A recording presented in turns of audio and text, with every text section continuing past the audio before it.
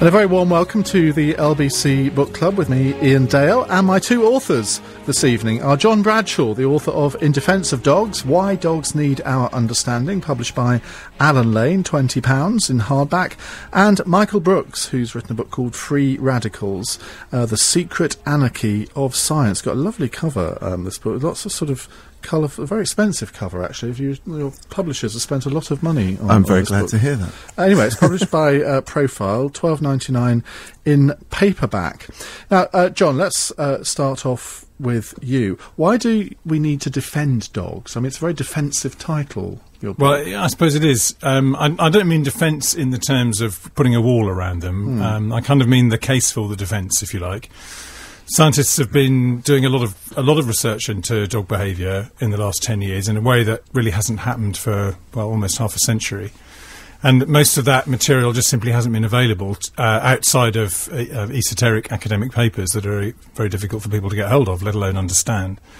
So it's basically the case as if it was written by a dog, and it isn't written in the first person by a dog, but it is as if a dog was able to say, well, this is what our advocates, the scientists, can tell you, the owner, about what we need, what we think, what we make of the world. And so it's that kind of defence. You can divide people into two categories, can't you? Dog people and not dog people. Michael, are you a dog person? I wouldn't say that I am, no. Although I have nothing against dogs. I've never owned one. Well, I've had dogs all my life, and I did warn John that I might get very upset during this hour before when he came into the studio, because my little Jack Russell Geo died a couple of weeks ago, and I mean anybody that's ever owned a dog, particularly I would say a Jack Russell, I mean they're just such characters. They become part of your life, and they really do become a very close member of your family. And the person that actually invented the phrase "a dog is a man's best friend" clearly knew what he was talking about, didn't he? Well, absolutely. And that's paradoxically what the science is now telling us, is that that's how dogs fit into human society. They do fit in as members of the family. The old way of looking at them was that they were some kind of wolf that was worming its way into the human family and trying to exploit it, and, in the words of many of the dog trainers, dominate the situation, try to take over. And that was based on what seemed to be reasonably okay research. It wasn't fabricated research. It was just research that had not been completed. But the truth about wolf society is that it's a family society, and I think therefore the truth about the dog society is it's a family-based thing, except now the family is the human one rather than the wild one.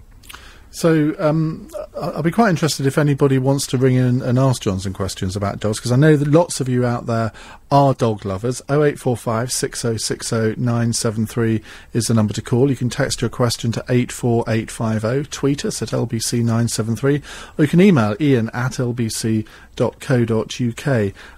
Why is it, though, that dogs have become the pet of choice for most British or not for most British families, but for a lot of British families, as opposed to other animals? Well, dogs been pretty popular for a very long period of time, and there were some indications that they were becoming slightly less popular, or indeed perhaps just had peaked in popularity, say about 10 years ago. Whether the dog population is still growing very slightly or not is a kind of a bit of a moot point. It's difficult to measure precisely. But they do fit in very well to family life. They don't fit in so well to lifestyles where everyone goes out to work, and that's one of the themes in the book, is what to do if you want a dog and you're in that situation. I think it's something which dogs have really very rarely had to face in the course of their history, until perhaps the last 10, 20 years. And they're not very well adjusted. They find it difficult to adjust to that, being left alone for long periods of time. Because emotionally they can be quite needy. They're very needy. I mean, it's what binds them to us. It's paradoxical, really. We want them to love us when we're there. We want the affection. It's very rewarding. But at the same time, it's kind of easy to think that the dog is just kind of going to sleep as soon as you go out, and realising that you're coming back. And the research suggests pretty strongly, perhaps even more than suggests, that they don't really have that sense, or at least not automatically have that sense of knowing that you're coming home again. And so you get vast numbers of millions of dogs, throughout the Western world with these separation disorders, which initially start out really quite mild, but can get worse and worse, so that the dog is basically in a state of panic pretty much the whole time its owner's out. Because I mean, that was one of the things, because I stay in London three nights a week, and whenever I would go home on the Thursday night, I mean, the thing that I would look forward to most was the reaction of Geo, because I mean, he would, whatever I'd done, he would always be absolutely delighted to see me, and the look on his face made the journey worthwhile. Yeah, and presumably there was somebody else with him. Well, there was. Yes, yes, I should make clear I didn't leave him alone for 3 days. In fact, that's the problem, because I mean, I don't think he was ever left for probably more than an hour and a half in his entire 13 and a half year life. And we've got the dilemma now of, well, should we get 2 dogs now, so they're company for each other, so maybe they can be left alone for a little bit longer than we ever used to leave him? I haven't quite worked that one out yet. Yeah, I mean, the research, again, that used to be the advice, was if you want to leave a dog alone, get 2, because they'll be company for each other. The research hasn't really borne that out, that dogs like dog company, but they adore human company. And they will, most dogs anyway, will prefer human company. There are a few that don't. I mean, sort of pack hounds and huskies and a few unusual breeds like that actually like other dogs better than they like people, I suspect. But your pet breeds prefer people. Now, you've got a chapter here titled, "Does Your Dog Love You?" Please tell me the answer's yes. Oh, the answer is absolutely yes. It's one of those things that scientists, especially biologists like me, used to kind of shy away from. 20 years ago, somebody asked me that question. I'd gone, I have no idea. I can't possibly tell you. I don't have any evidence. Since then, there's been a lot of, brain scanning and so on, not really on dogs, but on other mammals. And a lot more neurological research has shown that mammal emotions are pretty similar to humans, at least at the most basic level: fear, anger, love, joy, those sorts of things. So, although there's not very much actual research being done on dogs for very good reasons, we're pretty sure that dogs have all those. We have no reason to suppose they don't have all those emotions. I mean, I sort of found, and this is where I'll probably get emotional, that in the last couple of months of Geo's life, I mean, we used to have this little sort of habit where I would sort of lie down on the couch, he would sit on the floor and look up at me, and I'd just sort of say to him, right, come over here for a little love. And he literally would just stare into my eyes with the most adoring manner. And it's just as if he was reading my mind, I was reading his, and there's just that connection that you have with a dog that you just can't get with any other animal, can you? No, I think that's absolutely right. I mean, they show this level of devotion to people that it's very rare anyway in any other species.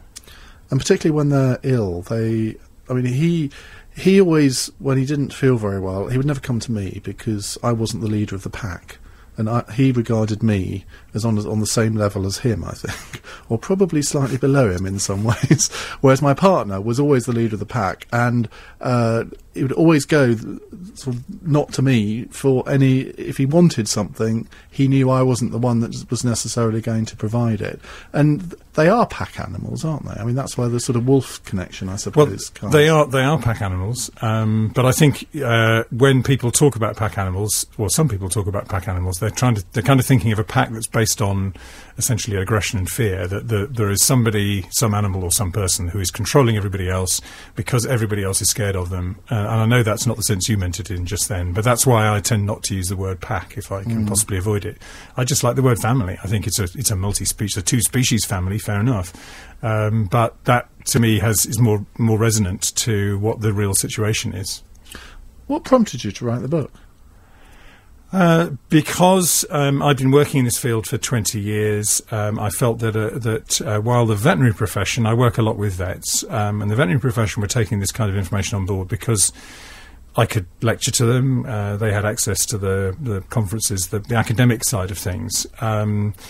The general public were not getting access to this kind of material. What was being published in popular books tended to be quite old-fashioned. particularly in America, a lot of the old books full of what we now think are misconceptions about wolf behaviour and dog behaviour are just keep being reprinted and reprinted and reprinted without very much adjustment at all, and they give a misleading impression. I mean, it's an out-of-date impression. It was right in the 1960s. It's very much wrong in the current millennium. So I felt that this information dog owners deserve to have this kind of information at their fingertips. They're clearly lapping it up, because the last time I looked on Amazon, you were at number 16 in the bestseller chart, which, I mean, it's not a tabloidy book, is it? I mean, I'm trying to sort of say this without putting people off, but I mean, it's quite a meaty book. There's a lot of science in there. Yeah. I've worked as hard as I can to make it as accessible as possible, because I think, especially as I've worked in animal welfare for the last 20 years, I mean, if you don't make that sort of thing as accessible, then it doesn't make any difference. It doesn't change things.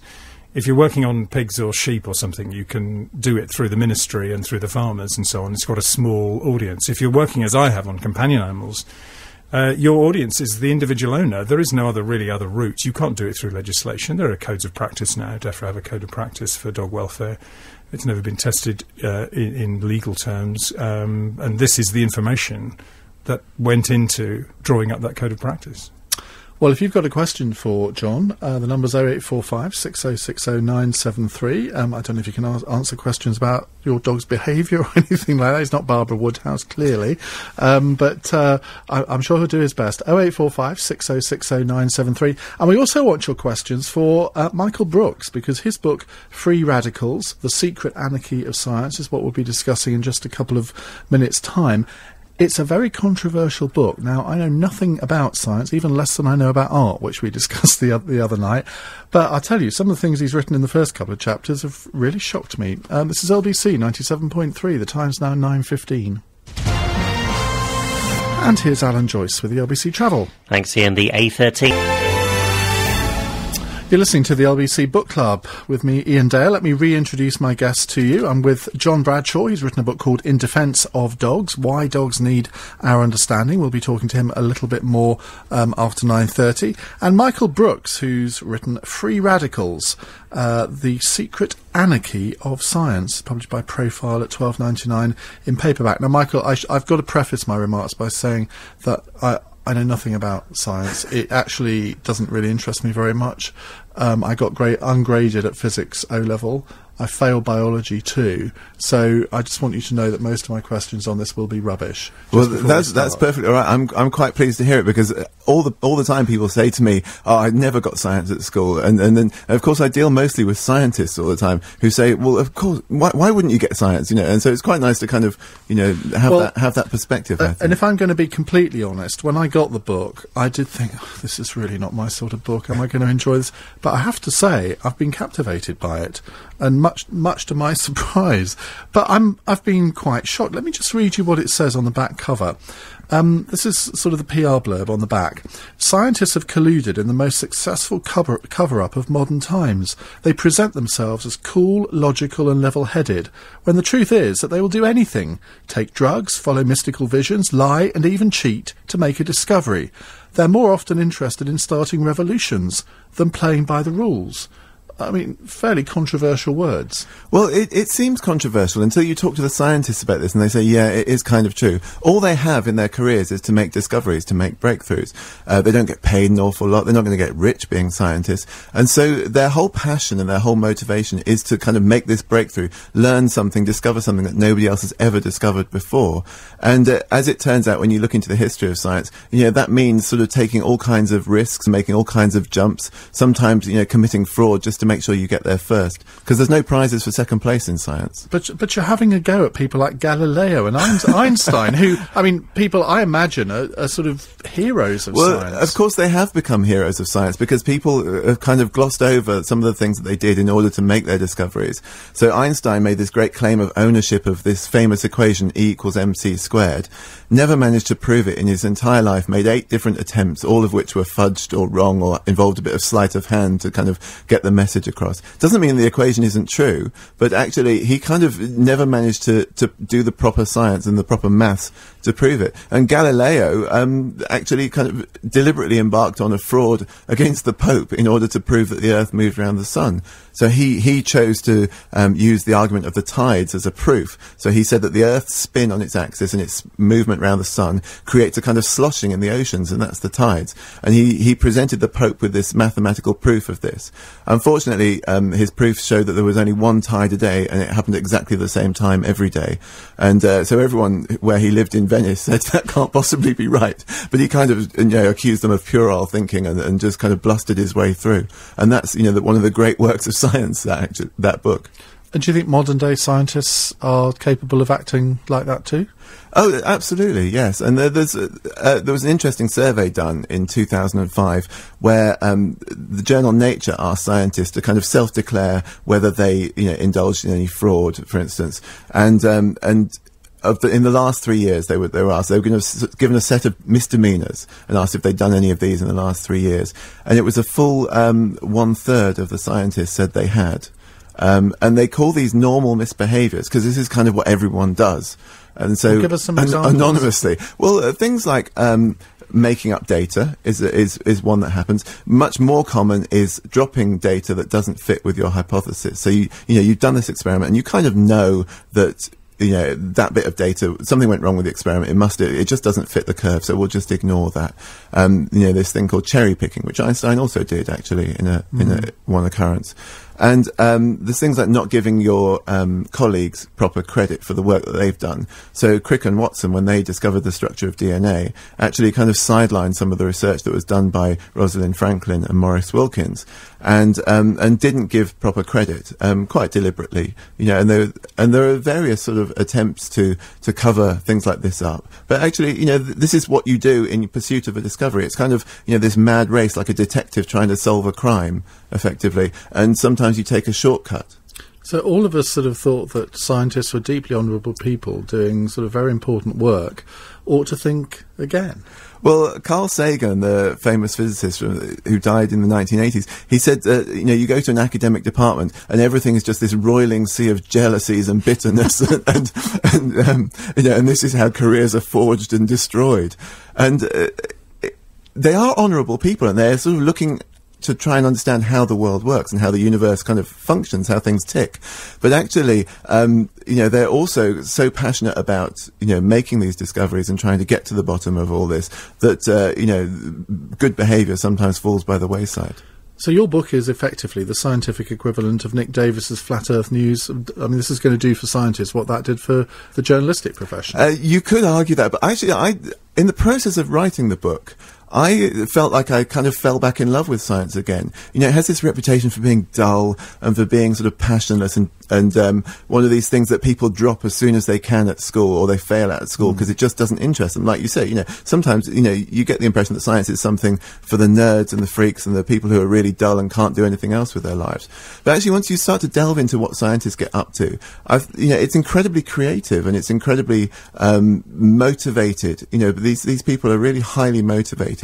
And so I don't think of them as being, like the sort of scum of the earth, like tabloid journalists or anything like that. I think of them as being adventurers and risk takers, and that's one of the things that they've actually sort of very deliberately covered up in their image, but they are risk takers. John Bradshaw, you've got a scientific background. What do you make of what you've heard so far? I have indeed got a science. I mean, I've been a professional scientist pretty much all my working life. I obviously, having seen this from the inside, yes, scientists are passionate about what they do. I've worked the last 20 years in animal welfare, where I think there is almost a pressure on people to come up with findings which support current ideas in animal welfare, and everyone is very, very committed, and it's actually quite difficult. And I've actually done it as part of my job to get people to try and sit back a bit and look at the data and say, well, is this really the best way to forward animal welfare, to cherry-pick data or whatever?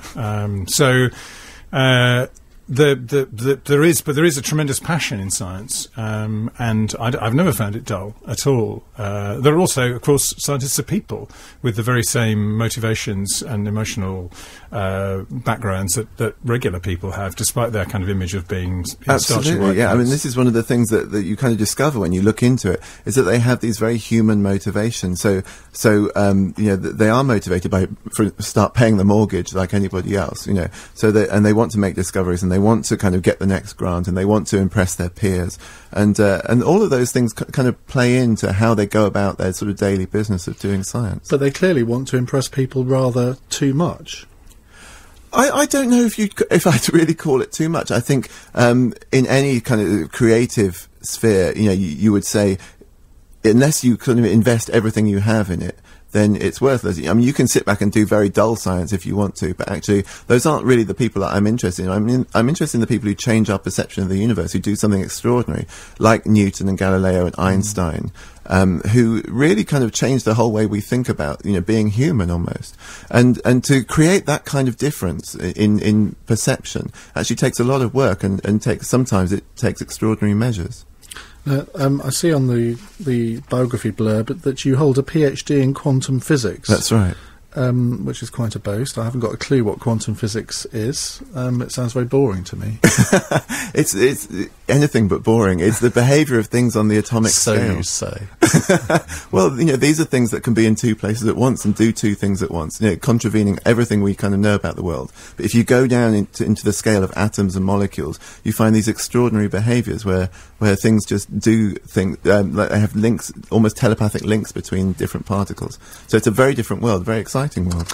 Well, if my two authors haven't provoked you into wanting to know more about their books, I don't know what they can say to do so. Michael Brooks is the author of Free Radicals, The Secret Anarchy of Science. John Bradshaw is the author of In Defence of Dogs, Why Dogs Need Our Understanding. If you have any questions for them, the number to call is 0845 6060 973. This is LBC Ian Dale. And you're listening to the LBC Book Club. We're on until 10, and then at 10, Anthony Davis will be asking whether Colonel Gaddafi should leave Libya for good. William Hague has indicated that the Libyan dictator must relinquish power, but may not have to leave Libya. Does that mean that we're losing the war? Also, David Cameron today poured cold water on hopes that tax cuts or a fresh round of money printing may be deployed to stimulate the economy on the eve of what are expected to be weak growth figures tomorrow. If GDP figures are low, then what does the government need to do to kickstart the economy? And a big switch to electric buses and taxis can cut London's appalling air pollution, dramatically reduce premature deaths and ill health, and help meet climate change targets, according to London's Liberal Democrats. But is London ready? All that and more with Anthony Davis from 10 here on London's Biggest Conversation. Well, before then, we're going to continue our conversation with our two authors tonight. Michael Brooks, the author of Free Radicals, The Secret Anarchy of Science, and John Bradshaw, In Defence of Dogs, Why Dogs Need Our Understanding. And if you'd like to ask either of them a question, the number to call is 0845 6060 973. You can text 84850, tweet me at LBC973, or email ian@lbc.co.uk. John Bradshaw, breeds of dogs. Now, I mean, we all have our favourites. Clearly mine's Jack Russell. But why do we choose the breeds that we do? What decision-making processes do we go through, and are they the right ones? There's a myriad of reasons why people, I think, pick particular breeds. I think your choice of breed, the Jack Russell, is actually an extremely sensible one, because the Jack Russell was kept out of the standard line breeding programme for such a long time, and many of them still are outside of that. There is a Parson Jack Russell, which is a Kennel Club registered breed, but I think the reason why the Jack Russell is such a healthy dog, both in body but also in mind, is because it hasn't been line bred in the way that most pedigree dogs have. But when it comes to pedigree dogs, I think there are some fairly obvious things. There are some breeds which are unsuited to urban environments, to being left alone and so on. They need a lot of activity. I mean, I've sort of lost count of the number of people who've phone me up saying, John, I've got this, I've seen this lovely collie puppy on a farm somewhere, and they've promised to let me have it for a tenner, and I've fallen in love with it. And I'm going, no, do not take that puppy home. It will hate living in the town. You will need to walk it. These dogs are bred to work. They're bred to be very active. And then, they've gone ahead and got the puppy anyway, and so disaster. Obviously, there's a size issue. Some people need small dogs, but there's also an activity thing. I mean, greyhounds, for example, which many people think of as being incredibly active dogs, actually are not. They're very sleepy, quiet dogs once they get to be adult. There are lots of them sitting in rescue centres, having been rejected by the greyhound racing fraternity. And they make great pets, and they sleep most of the day. So, I think the advice I'd give to owners is do your research. Don't just go with what your eyes tell you in terms of what's cute. Dogs do cute very well, but that doesn't necessarily mean you're going to match up with the dog that suits your lifestyle. And what about training dogs? Because I think that's the thing that most people have great difficulty with, and you talk about it in the book. Do people give up on dogs too easily if they just can't get them to do what they want them to do? Well, I think it's absolutely essential that dogs do what they're told to do. I mean, society is demanding more and more of dog owners in terms of control, in terms of scooping up after them and so on. The demands on the dog to be well behaved are greater than they ever have been in the entire history of the animal. So it behoves owners, I think, to really take this very seriously. And there is a lot of conflicting information out there. There's a whole vast array of different ways of training dogs, and what I've tried to do in the book is to give owners the armoury, if you like, to go out and make sensible decisions about the kind of trainer they want to ask to help them. If you go into talk to a trainer and he starts talking about dominance almost with his first breath, my advice is to take a step back and really listen to what he's saying, because usually when they start talking about that, they'll start talking about fairly severe training methods, which basically just scare dogs and make them harder to manage rather than easier. And this is now, this is not a matter of conjecture anymore. There's been plenty of research studies done to show that these methods do not produce a well-behaved family pet. They may be suitable for some dogs, but for the vast majority, they don't work. But having said that, there's more than one way to train a dog. If you've got a trainer who uses reward, who uses either food rewards or praise or games or whatever, there are lots of different ways of pleasing a dog, which is one of the reasons why they're so easy to manage. You go for one of those. Dean has just tweeted saying, just tuned in, what are you talking about dogs for? Well, Dean, we're talking about dogs because John Bradshaw has written a very, very good book on dogs called In Defence of Dogs, Why Dogs Need Our Understanding. John, are some breeds easier to train than others? The research suggests not, that some breeds require slightly different training methods, and some breeds are easier to manage, which is not quite the same thing as being well trained in particular environments. So some dogs are just very, very hyperactive by nature, and so they will be harder to control. They may not be harder to train, but they'll be harder to control in all situations than a dog which is more placid. There are a few dogs which are specialists, huskies bred for sled racing, hounds bred for foxhounds and that sort of thing. Very different kind of animal to your average pet breed, and I wouldn't recommend those to anyone but a specialist. But the research suggests that most kind of normal pet breeds are pretty much equivalently easy to train. Here's a question for you. Doesn't say who it's from. I'm thinking of getting a dog, but I live in a one-bedroom flat. Are people right in telling me it would be unfair whilst I'm living here? Well, it depends on... no. I mean, the short answer is there is no reason why somebody living in a one-bedroom flat should not have a dog. They're not estate agents. They're not going to salivate over your second bathroom or anything.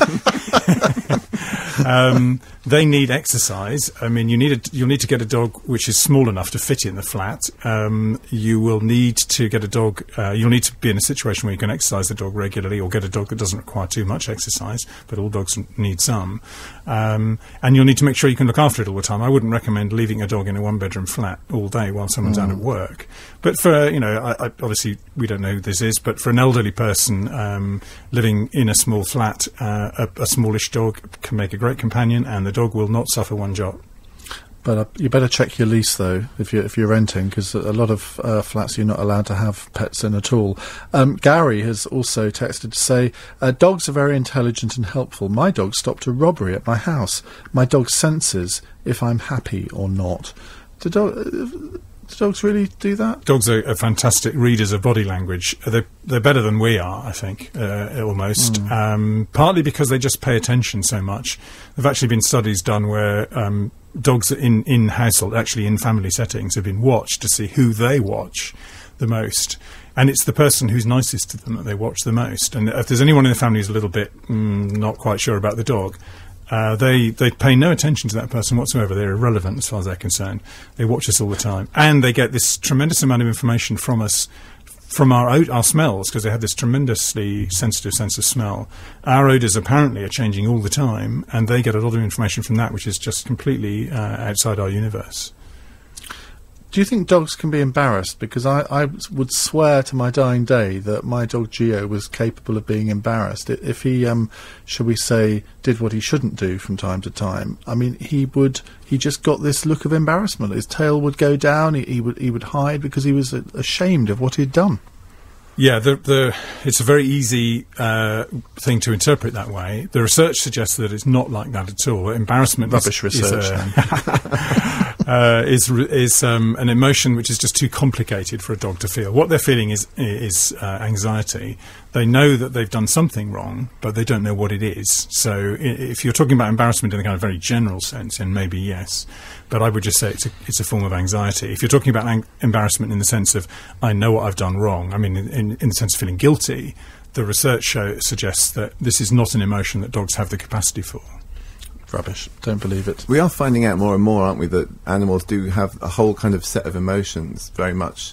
You know, we used to think that animals didn't have emotion, and then we started to discover, with elephants with grief and chimpanzees with regret and all this kind of thing. So it's not surprising that we kind of see behaviours and then sort of read them into the dogs, is it?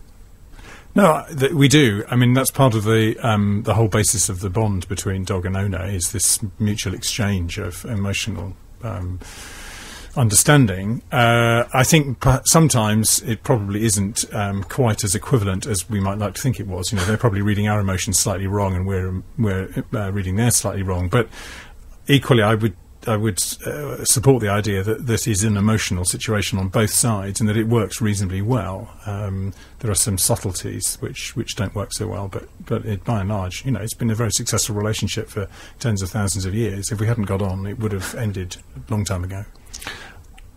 I would suggest that we don't grieve over pets in the same way as we grieve over humans, or I would have suggested that until the last couple of weeks, but it's been a profoundly emotional process for me getting over the death of my Jack Russell. And I mean, I wrote an article about it, got huge feedback from it. If you want to read it, it's at iandale.com. You'll be able to find it on that. And so many people contacted me after having read that and said that they could relate to what I was going through. And they felt that they could never own another dog because it would be betraying the memory of that dog. And also, they just couldn't bear to go through that emotional upheaval all over again. Do you think that's a common thought among people? It's very common. There are helplines you can call. Some of the animal charities run helplines where you can just call to talk to a counsellor, because it is something I think people feel a little bit uncomfortable about. This is just an animal. But I think in the case of a dog, it's a family member. I don't think there's any ambiguity about that. I think you grieve over anything you've had a very close relationship with, whether that's a dog or a human. So, and it's a very human emotion. Having said that, I'm not a psychologist, so I have no idea whether it's identical, but it clearly is very similar. Diane has texted to say, I've had a lurcher for 15 years and it now has Alzheimer's. It seems we're seeing this more and more in animals, especially dogs. Is this purely because dogs are now living longer? And will we be seeing more of this in animals? Yeah, I think it is, as in the human population, it's not an epidemic. It's because veterinary treatment and care for animals has got better. They're living longer. They're living to the point where, rather than their bodies giving up, their minds are giving up. There is treatment for Alzheimer's in dogs, and it's probably more effective, paradoxically, than treatment for Alzheimer's in people. So my advice is, if you haven't already talked to your vet, talk to your vet about pharmaceutical treatment for that, because it does work. And Dean has tweeted again. He says, I've got 2 Labradoodles. What on earth is a Labradoodle? It's what it says on the tin. It's a cross between a Labrador and a poodle. I suppose I should have worked that one out, shouldn't I? That's a gross thought, actually. I can't imagine what one of those would look like. Anyway, he says one is 4 and one is 3 months. They fight a lot and often hurt each other. Are they playing? Well, if they're really hurting each other, then they're not playing. But I would suggest they probably are playing. I mean, if there's an age difference and one of them's a puppy, they're teaching each other to how to interact and play with one another without hurting each other. And occasionally they'll go too far, and the older one will usually warn the younger one. That's enough. Well, Michael, have we persuaded you that you should be more interested in dogs? Well, I've got friends who've got Labradoodles, and they're just beautiful dogs. They're lovely, and they're incredibly playful, aren't they? I mean, they just kind of keep going. They have this boundless energy. Yeah, my children are leaning very hard already. So, if they're listening at the moment, hopefully they're in bed now.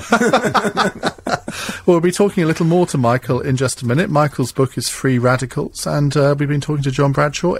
His book is In Defence of Dogs. I'll give you the publishing details before the end of the programme. This is LBC 97.3. It's 9:45. And here's Alan Joyce with the LBC Travel. Thanks, Ian. And the A13 is... It'll be a cold day in hell before Boris Johnson displaces me from my programme. I have to tell you that right now.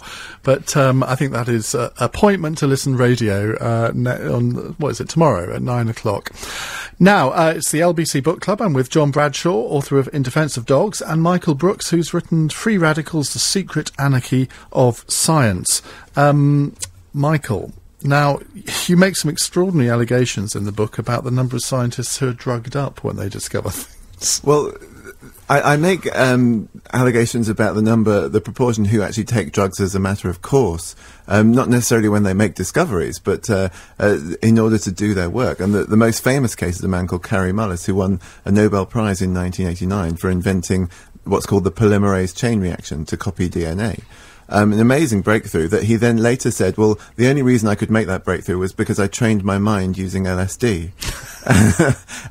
and what he did was he learned to visualize and he learned to imagine, while he was high on hallucinogenic drugs. And it wasn't always LSD, because that was made illegal halfway through his kind of student days, so he started to manufacture other things that were legal. But he started to be able to visualize himself down with the molecule, as he called it. So he'd be sitting on the molecule of DNA, watching how it worked and watching how everything sort of intertwined. And he actually said, I couldn't have done it without the help of LSD. And something like 1/5 of researchers admit to taking some form of drug to help them either with their concentrations, and these are off-label, non-prescription drugs, to help them with conversations or to help concentration or to visualize things or just to kind of steal a march on their colleagues. So it's I wouldn't say exactly endemic, but it's out there. Well, you're doing quite a good job of sort of persuading me that it might be. If you said a fifth, what was it, a fifth? Yeah, but again, it's this thing about sort of trying to, use any means necessary. There is no kind of prescriptive route for getting, a scientific discovery. So people are trying all kinds of ways forward. And we're very used to this with writers and artists and musicians. We don't bat an eyelid when they sort of involve themselves in illicit substances. And somehow with scientists, it seems like, something that we shouldn't accept or that doesn't come out. But I suppose with artists, you just kind of think, well, that's the kind of thing that they would do. But it would never occur to me to think that scientists would. The interesting thing is that to be a scientist, you have to be as creative, I think, as any artist or musician, really. So, they use the same kinds of parts of your brain and thus maybe the same drugs. Stephen Greenwich says, why does Michael think that he says British artists. I think he means British scientists. Well, we'll assume he does anyway. Why does Michael think British scientists are so skint? Why do they struggle for funding so much? There's a very complicated answer to that. There is no money for anybody these days, and so actually British science has done pretty well in resisting cuts to science. The budgets have remained roughly static. recently. But it's one of those things about, can you make the case for more money in a time of recession? Well, actually, it's very difficult. But science does okay, actually, I would say. It feels skint, but I don't think it's as skint as maybe some other areas. Climate change. Now, of course, we had the scandal about the UEA Climate Centre scientists. I'm actually a UEA graduate, so I was quite interested in all of that. And that did a lot of damage to those who believe in man-made climate change. But you actually come up with a surprising conclusion in your book on that. It looks like it should cause damage. That's the interesting thing. And when polls were taken initially, people said, they stopped sort of believing in man-made global warming.